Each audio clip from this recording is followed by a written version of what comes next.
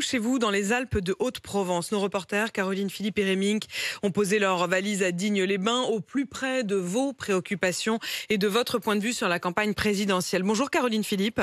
Bonjour Apolline. Caroline, on parlait tout à l'heure de la ruralité, des difficultés du monde rural, à 6h40 avec mon invité qui était le président du mouvement de la ruralité. Eh bien, à Digne-les-Bains, c'est la question des transports qui pose problème.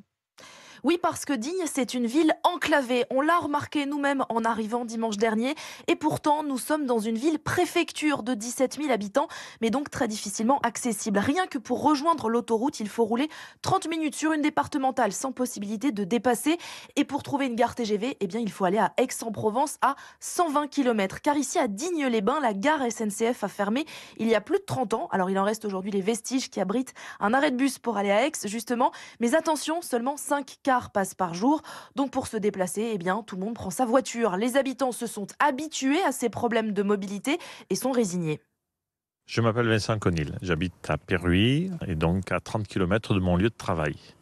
Et je suis obligé tous les matins et tous les soirs de prendre mon véhicule pour me rendre de mon domicile à mon lieu de travail. Et comment vous le vivez ça, cette dépendance à la voiture tous les jours ? On fait du covoiturage, je le vis très bien parce que j'aime bien la voiture aussi, parce qu'on n'a pas d'embouteillage. Ça a un coût par contre, ça effectivement, parce que le gasoil, malheureusement, il n'est pas cadeau. Dans le 04, on vit avec notre voiture. Il y a 4 personnes dans le foyer, il y a 4 voitures. Se dire que le président qui est à Paris se rend compte de ce que notre vie à nous, c'est pas, attention, c'est pas qu'il n'en tient pas compte, mais est-ce qu'il est en capacité de comprendre ce qu'on vit? Je ne suis pas sûr.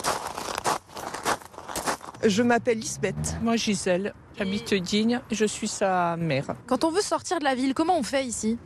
On prend sa voiture pour aller prendre le train à Aix uniquement, donc plus d'1 heure de route. Ça me désole en fait. Moi aussi, je regrette parce que je suis née ici.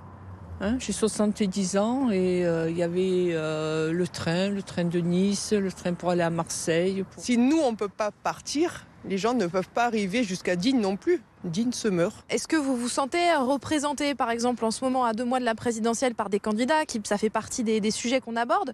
Non. Pas du tout, non. Le monde rural, il est abandonné en fin de compte. On parle peu ou très très peu de nous, voilà. C'est les grosses villes, les grosses agglomérations, les grosses métropoles. Et puis après, quand on tombe sur des villes ou des villages un peu plus petits, c'est vrai qu'il n'y a pas de...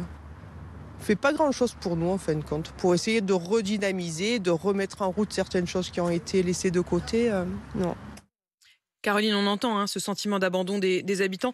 Que font les politiques locaux? Est-ce qu'ils y répondent? Ils essayent tant bien que mal d'améliorer les choses, mais la gestion des transports est une compétence de la région, ce qui conduit les élus locaux eux-mêmes à se sentir éloignés des décisions et des financements. Aujourd'hui, sans l'État, impossible d'imaginer par exemple la réouverture de cette ligne SNCF dans le coin. C'est ce que nous explique la présidente du conseil départemental des Alpes de Haute-Provence, Eliane Bareil. On a vraiment une problématique avec le chemin de fer. Cette ligne de chemin de fer nous permettrait de rapprocher Marseille et Aix de Digne et donc d'en faire une véritable ville-préfecture.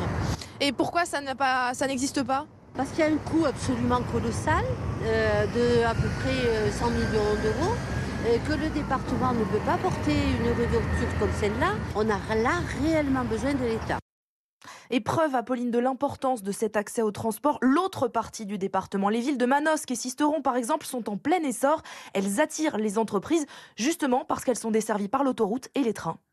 Merci Caroline. Caroline Philippe en direct de Digne-les-Bains pour RMC. Rendez-vous bien sûr demain, même heure, même endroit pour un nouveau reportage RMC chez vous.